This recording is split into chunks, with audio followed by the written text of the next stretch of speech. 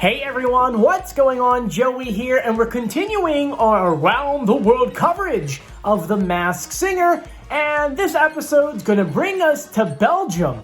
That's right, before we get started, make sure you subscribe, you turn on notifications, and you give this video a thumbs up. Let's get started. So yes, welcome to Belgium and welcome to those, oh that could have happened, and welcome to those who are joining us. We actually do have a couple people who join us from Belgium on our live streams on Wednesday nights, which by the way, there is none this week because, well, it's a sing-along and there's really nothing to go through. There's no new clues, but there are new performances. But forget about the US version, we're talking about the Belgium version. And I want to go ahead and give you guys a little bit of a preview of what's on the show, so here's a clip.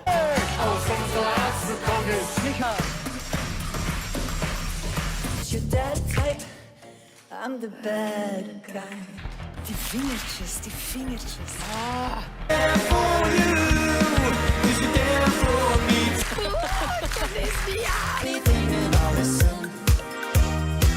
So yeah, the costumes look really cool. They had 10 costumes for this season, which if you're probably looking at them and you're like, wow, these costumes are beyond amazing, it's because there's actually a US connection.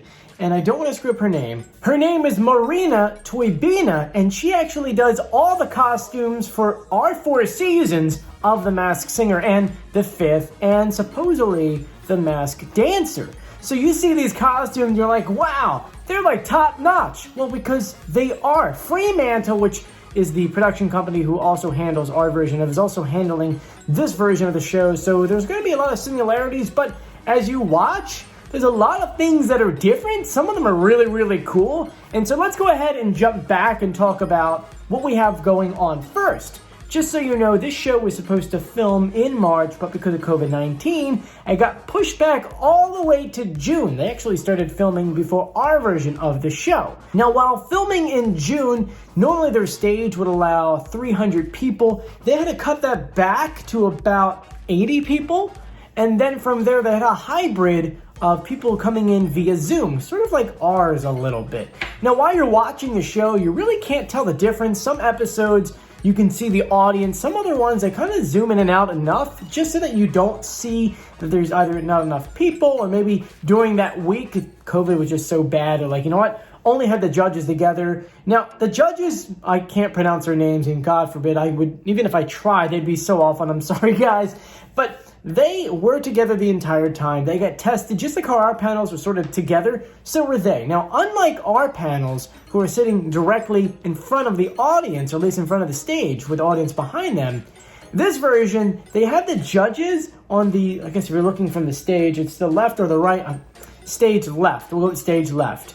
And kind of puts them off center. And the reason why is because the stage is completely different. Before we go to the stage, let's go back and talk about the costumes. Now, remember this designer who did all 4 seasons, she has won awards for doing costume designing for this show. And so you're gonna look at these costumes and you're gonna be like, oh my God, they are gorgeous, and they are. Now, I do have the English translation for some of these, which I'll post the Belgium, I guess they speak Dutch.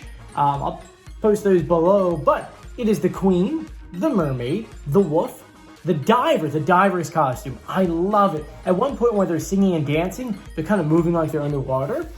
We had, and this is the translation of it, it's called the Candyfloss, but really it's cotton candy. I don't know why it translated that way, but it is what it is. There was a monkey, a devil, an otter, a dragonfly, and a monster. Now, the show started all the way in September and just finished up. The final 3 costumes were the Queen, the Diver, and the Wolf, with the Queen winning. And what's interesting about the Queen is she won the 1986 Eurovision. Her name is Sandra Kim. How cool, she was the Queen and she won as the Queen. Kind of works out. Now let's go back to the stage and the similarities and the differences, starting off with the stage. I have never seen a stage like this before. It's actually 2 different stages. They have an outer stage and an inner stage. The outer stage is just pretty much like an arrow pointing like this. It's not connected to the other stage.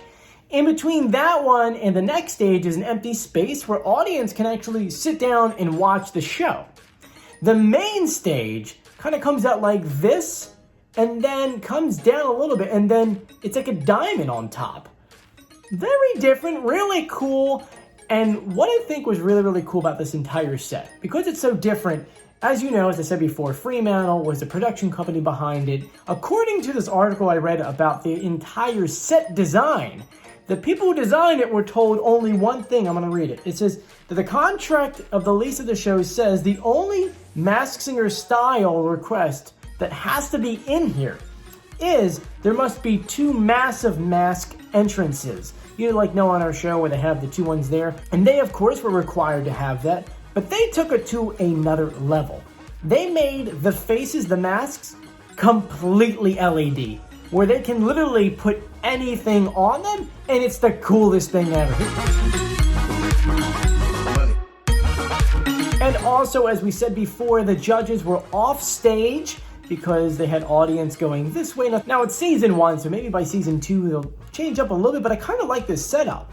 Now let's talk about a few other differences. One is rehearsal.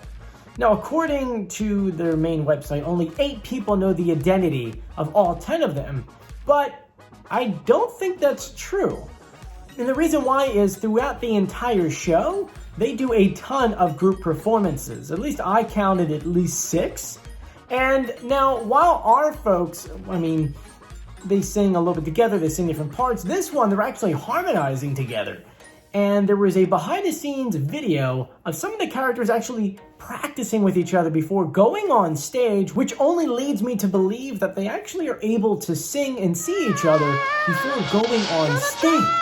Now, that kind of helps out when you're going ahead and singing together, but down the line, could they do that in our show? Maybe. I just don't think they would because too many people would be screaming, "Oh, I know who it is, I saw them!" And our show is very secretive. Now, the only other thing I want to tell you that's different is they also have a After the Mask, which they're calling the Masked Singer Behind the Mask show. It's an entire page online of longer episodes, anywhere between 12 to 34 minutes of the celebrity who was revealed going through their story and how they got on the show and going through the costume, kind of answering a lot of clues in the clue packages, which kind of makes you go oh, well, I kind of wish they had that in ours where, now they have it to where they have 6 minutes on YouTube of them explaining a little bit about themselves, but I would like the celebrity to come on and say oh, this clue package is because of this, and this connection is because of that. You know how many times I wish that the celebrities would do that because then they reveal them and go, wait a minute, how does that clue match up? And so they sort of do that on this version of The Masked Singer. Now, the only thing I want to add in is that they did renew it for a second season. It turns out that 1.1 million people watched the show in Belgium, which there's only 11 million people in Belgium, so that's 10% of the entire country watched it. And of course, it doesn't account for other countries watching it like us who decided to jump online and watch some of the episodes and some of the performances. But I want to know, in the comment section, let me know what was your favorite costume. Just looking at them, the diver was my favorite. And as an audio guy, I'm trying to figure out how they were even able to go ahead and do that costume while the person was singing. Obviously here in the States, you see them sing like this, but really they have a microphone attached right here, a lapel microphone. So in that kind of helmet, unless it is some kind of material inside, when you're singing, you normally get the hollowness. I don't know if you can hear that. You can sort of hear that a little bit. Think of it like this. You put a fishbowl on your head and you start singing. There's an echo. It doesn't really sound too good. So it makes you ask, how are they doing it? Are they singing in advance? Are they recording it for that person?